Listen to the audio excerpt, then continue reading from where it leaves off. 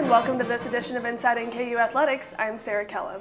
Today we're joined by Dan McIver, the Associate Athletic Director for Business and Finance here at NKU. Dan, thanks for joining us. Thanks for having me, Sarah. So let's just jump right into it. So our men's basketball team, first trip to March Madness, really exciting. We finally got the chance to dance. Can you just talk a little bit about how we go from, getting to go to that event to the prep that goes into travel days and things like that? Sure. It actually the prep starts well in advance of when we actually know we're in the tournament. About 2 to 3 weeks out, we start prepping. The NCAA has two travel agents that they work with. Shorts Travel is their agent for any flights, and then Go Ground Transportation is for any ground transportation. So you have to go into Shorts Travel, enter your official travel party, which can be anywhere from 75 to 100 people, depending on who you're all taking. So you have to enter their full names, their date of birth, their weight, all the equipment you might be taking.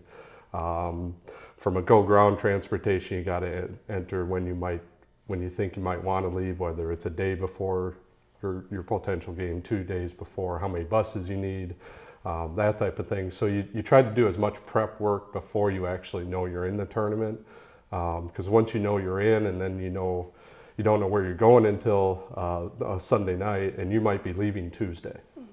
So you got to prep as much as you can beforehand, because then that Sunday night, once you know where you're going, you immediately start working with the travel agents on the exact itinerary of when you're going to be leaving, where you're going to go.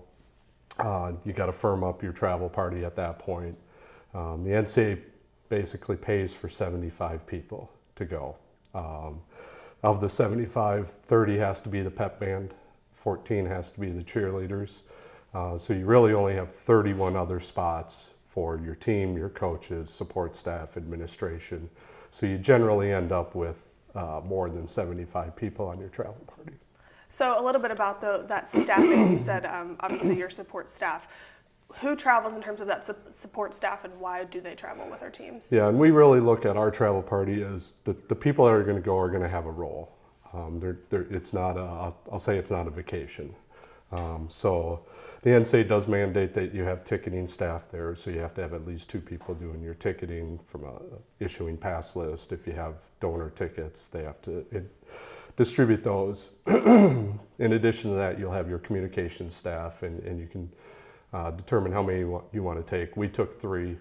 We wanted a photographer, we wanted a videographer, and then we wanted Brian, who's the men's basketball contact. Since we were in Indianapolis, we had a lot of donors and alumni going, so our development staff went. Then you also have to have a primary administrator, a secondary administrator, and a drug test coordinator. So those are all kind of mandated by the NCAA that need to go. And then of course you got your AD that's going to go, you got your president, generally your faculty athletic rep is going to go. But everybody serves a purpose there.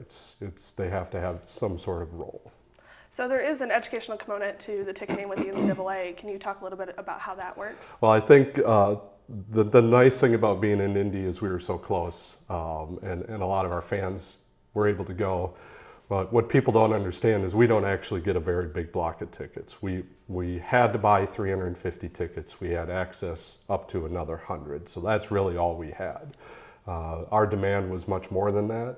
But unfortunately, that's as many tickets as they set aside for each participating school. So that's what we had to work with.